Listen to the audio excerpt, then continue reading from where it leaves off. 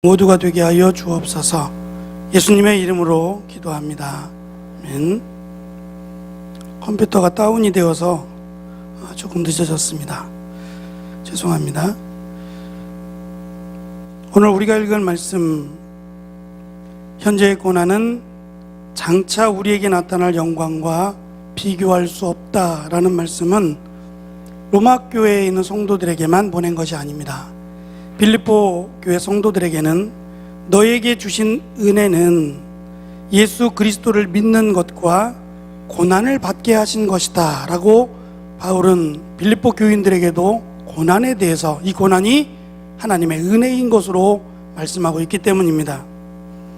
고난과 영광이라고 하는 것은 상반된 단어처럼 보입니다. 전혀 어울리지 않고 같은 의미도 아닌, 고난이 어떻게 영광이냐라고 말할 수밖에 없는 전혀 다른 그런 모습에 있는 두 개의 단어를 바울은 연결시키고 있습니다.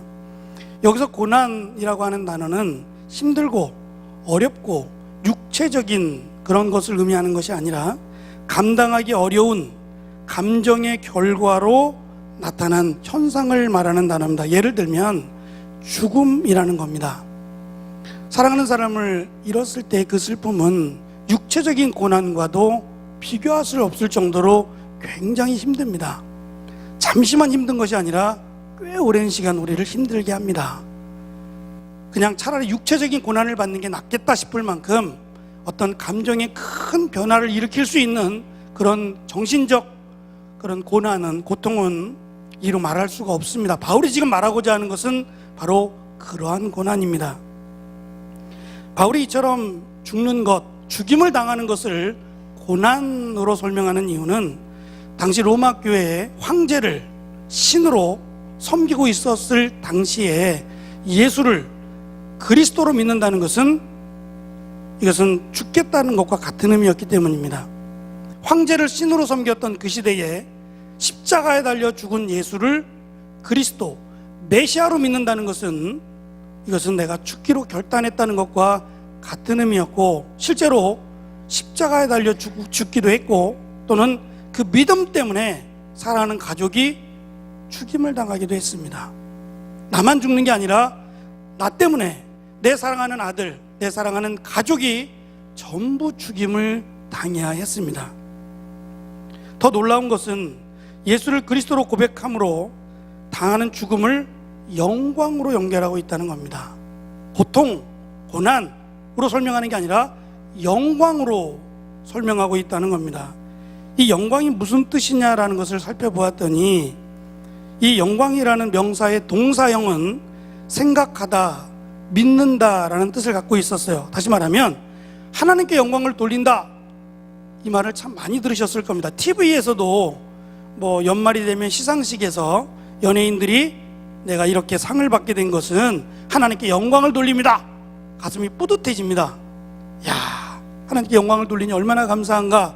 그런데 이 영광을 돌린다, 영광이라고 하는 단어는 내가 상을 받았기 때문이 아니라 내가 실수도 하고 내가 실패도 하고 시험에 떨어지기도 하고 건강을 잃어도 그것도 영광일 수 있다는 말입니다. 왜냐하면 영광을 돌린다라고 하는 그 말 바탕에는 하나님을 늘 생각하고 있는다, 하나님을 늘 믿고 살아간다는 것이 바탕에 깔려있기 때문에 그래요. 상을 받지 못했어도 내 삶이 하나님을 생각하고 살아가고 있고 내 삶이 하나님과 더불어 동행하고 있는다면 영광을 돌릴 수 있는 거 아닙니까? 비록 내가 사람들이 보기에는 자랑할 것 아무것도 없고 드러내어 보일 것이 없다고 해도 내가 하나님과 동행하고 살고 내가 하나님을 기억하고 생각하고 살아가면 그것을 영광이라고 말한다는 말입니다. 그런데 여기서 더 나아가서 생각하고 살아가고 기억하고 살아가는 정도가 아니라 아예 죽기로 결단하고 살아간다는 말입니다. 안 믿는다고 하면 됩니다. 잠시 그냥 말하지 않아도 되고 믿는다라는 말을 보류하면 됩니다. 그럼 안 죽습니다. 죽는다는 걸 뻔히 아는데 예수를 믿느냐? 예수를 메시아로 믿느냐라고 물었을 때 주저하지 않고 믿는다고, 그렇게 말하면 죽는 겁니다. 누가 보아도 죽는 건데 그 믿는다는 말이 부끄럽지 않는 겁니다. 왜냐하면 이것이 앞으로 내가 받을 구원의 소망이 너무 크기 때문입니다. 죽는 것은 잠깐이지만 내가 앞으로 영원히 하나님의 나라에서 살 것을 생각하면 너무도 큰 영광이기 때문에 내가 예수를 믿는다고 말하는 것이 부끄럽지 않다라는 겁니다. 가치를 비교한다는 것은 당시 인본주의 철학의 전형적인 모습이었습니다. 희생은 그만한 보상이 연결되어야 의미가 있다라고 한 겁니다. 내가 땀 흘려서 수고한 것은 결과가 아름다워야 그것이 의미 있는 것이다라는 거죠. 내가 주를 열심히 따랐습니다. 모든 것을 버리고 주를 따랐는데 그 결과가 죽는 거다 라고 하면 그 죽음은, 그 헌신은 가치가 없는 것이다라고 사람들은 여긴 겁니다. 베드로가 그랬습니다. 예수님께 모든 것을 버리고 주를 따랐으니 그에 합당한 것을 달라고 말입니다. 따랐으니까 그에 합당한 것을, 내가 10이라는 것을 드리고 따랐으니까 적어도 9에 합당한 것은 주셔야 되지 않겠습니까? 라고 베드로가 예수님께 질문했던 겁니다. 내가 헌신했으니 그 헌신에 합당한 것을 받아야 헌신의 가치가 있다라고 사람들은 생각한 겁니다. 그런데 바울은 예수 그리스도를 믿고 따른 결과가 남들이 말하는 명예나 부나 성공이 아니라 죽음이다. 이것을 부끄러워하지 않겠다고 말합니다. 여기에는 믿음이 필요합니다. 예수 그리스도를 사랑하지 않는다면 결코 이 고백은 할 수 없습니다. 내가 예수님을 믿는다고, 예수님을 따른다고 말하면 죽는다. 그래서 죽음이 두렵다고 하면 말하지 못할 겁니다. 그것도 내가 하는 고백 때문에 내 사랑하는 아이들이, 내 사랑하는 가족이 죽임을 당한다 생각하면 아마 하지 못할 겁니다. 바울은 이러한 죽음이 앞으로 받게 될 구원과 비교조차 할 수 없을 만큼 너무도 귀한 것이다 라고 우리에게 가르쳐 줍니다. 죽음이 값어치 없다는 게 아니라 구원이 그만큼 가치가 있다라는 겁니다. 구원받는 길은 한 가지밖에 없습니다. 내가 열심히 수고하고 열심히 노력해서 받는다면 그렇게 해야 됩니다. 인간의 노력으로, 인간의 공로로는 구원받을 길이 없고 오직 예수를 그리스도라고 고백해야만 구원을 받는다라고 우리에게 가르쳐 주셨습니다. 그러면 지금은 우리가 이렇게 살지 않습니다. 밖에 나가서 예수 믿으세요 라고 전도한다고 해서 잡아 가두거나 감옥에 가두는 일 없습니다. 그러나 이 말씀을 기록했던 당시에는 바울이 복음을 전했던 로마는 달랐습니다.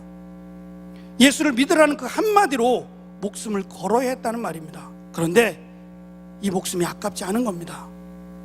왜냐하면 내 몸은 죽일 수 있지만 영혼은 죽일 수 없는 것을 믿었고 내 영혼은 영원한 하나님의 나라에 간다라고 하는 확신이 있었기 때문입니다. 많은 성도들이 예수를 그리스도로 고백함으로 끔찍한 죽임을 당했습니다. 그런데 바울은 그 죽음을 두려워하지 말고 끝까지 믿음을 포기하지 말라고 우리에게 가르쳐 줍니다. 고난을 당하는 것 누구도 원하지 않습니다. 고난보다는 기쁘고 행복하고 감사한 일들이 넘쳐나는 것을 우리는 바라기 때문입니다. 그러나 고난에도 하나님의 뜻이 있다면, 내가 고난받음으로 하나님께 더욱더 가까이 갈 수 있다면, 내가 고난받음으로 하나님의 은혜를 더 많이 느낄 수 있다면 이 고난도 은혜라고 말할 수 있습니다. 그래서 하나님께서 우리에게 주신 고난은, 그 고난이 내가 예상하지 못했던 일이라고 할지라도 우리는 이것 때문에 원망하거나 이것 때문에 하나님께 불평하지 않습니다. 오히려 이 고난으로 인해서, 어려움으로 인해서 주님께 더욱더 가까이 갈 수 있다면 우리는 감사할 수 있는 겁니다. 찬양 사역자인 김석균 집사님, 저희 교회에서도 몇 번 함께 찬양을 드렸는데요, 주님 손잡고 일어서세요 라는 찬양이 있습니다. 이 찬양의 2절 가사가 이렇습니다. 왜 이런 슬픔 찾아왔는지 원망하지 마세요. 당신이 잃은 것보다 주님께 받은 은혜 더욱 많음에 감사하세요.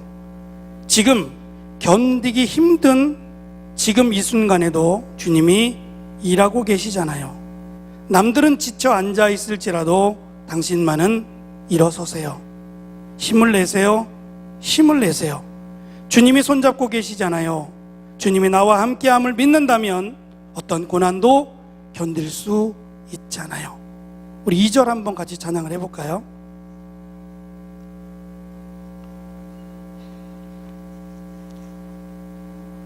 2절입니다.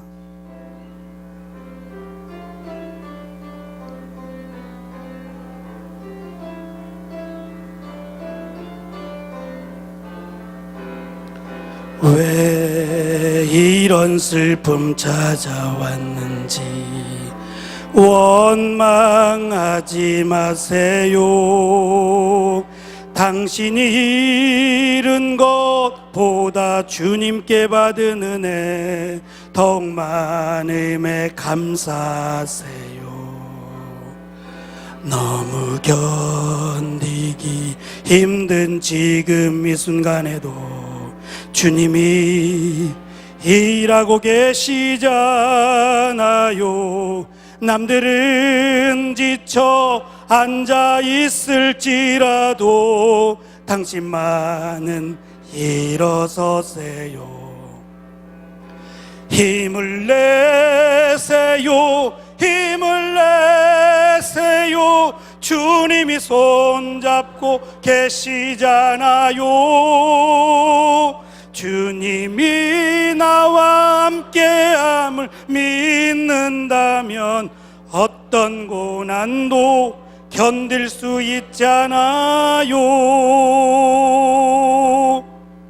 이 고난이 내가 고난을 받을 만한 삶을 살아서가 아니라 예수를 그리스도로 믿기 때문에 받는 고난이라면 하나님이 손잡아 주신다고 고백합니다. 바울은 예수를 믿는 자의 삶의 순서를 오늘 읽은 말씀에 의하면 이렇게 전합니다. 고난을 받게 되는 것, 예수를 그리스도라고 고백하면서 고난을 받게 될 때 성령님이 도우신다고 말입니다. 그리고 우리에게는 구원의 소망이 있다고 말입니다. 외롭지 않을 겁니다. 비록 다른 사람에게 자랑할 만하지 못합니다. 내가 예수 그리스도를 믿는데 고난을 당할 때 자랑할 만하지 못합니다. 그러나 그 고난이 예수 그리스도를 믿음으로 인한 고난이라면 주님이 기억하실 뿐 아니라 도와주시겠다고 말씀합니다. 왜냐하면 이 고난 자체가 하나님의 영광을 위한 고난이기 때문입니다. 그리고 내가 고난받음이 오히려 하나님께 영광을 돌려드리는 것이기 때문입니다. 내가 고난당함으로 부끄러운 것이 아니라 예수 그리스도를 믿음으로 당하는 고난이 영광이다, 오히려 하나님께 영광이 된다는 사실에 기뻐하고 감사했으면 좋겠습니다. 한 주간 우리가 사순절 중에 특별히 순환주간을 보내게 됩니다. 어찌 보면 평범하지 못한 시간입니다. 많은 것을 절제해야 되고 내가 그리스도로 인하여 그리스도를 닮아가기 위해서 힘쓰고 애쓰는 시간이 고난이라면 고난일 수 있겠습니다. 그러나 이것이 우리에게는 감사로, 기쁨으로, 은혜로 다가갈 것이 분명합니다. 그래서 바라기는 일주일만이 아니라 우리가 살아가는 시간 동안 주님을 닮아가고 주께로 가까이 가는, 그래서 주님의 제자로서 살아갈 때에 하나님이 나와 함께함을 고백할 수 있는 믿음의 산 지인의 역할을 감당하는 우리가 되기를 간절히 축원합니다. 기도하겠습니다. 주님 감사합니다. 바울은 예수를 그리스도라고 고백하면서 당하는 고난, 이것이 영광이라고 고백합니다. 내가 예수 그리스도를 믿음으로 죽음을 당한다고 해도 이것이 영광이다라고 바울은 우리에게 가르쳐 줍니다. 내가 예수 그리스도를 믿음으로 어려움을 당할 수 있습니다. 시험이 떨어질 수도 있고 건강이 안 좋아질 수도 있고 사업이 어려워질 수도 있습니다. 그러나 그것이 오히려 내가 주께로 가까이 가는 기회가 되게 하시고 여전히 주님이 나를 사랑하셔서 죽기까지 사랑하신 그 은혜를 기억하며 힘써 주님 앞에 나오는 은혜의 기회가 되기를 소망하고 성령께서 나를 도와주시리라, 그리고 구원의 소망이 우리에게 있음을 확신하고 오히려 기뻐하고 감사하는 우리가 되게 하여 주옵소서. 특별히 순환주간을 맞이하여 기도에 힘쓰려고 합니다. 주님을 따라가는 일에 힘쓰려고 합니다. 이 일에 기쁨 되게 하시고 하나님께 영광이 되어드리는 귀한 기간이 되게 하여 주옵소서. 감사하며 예수님의 이름으로 기도합니다. 아멘.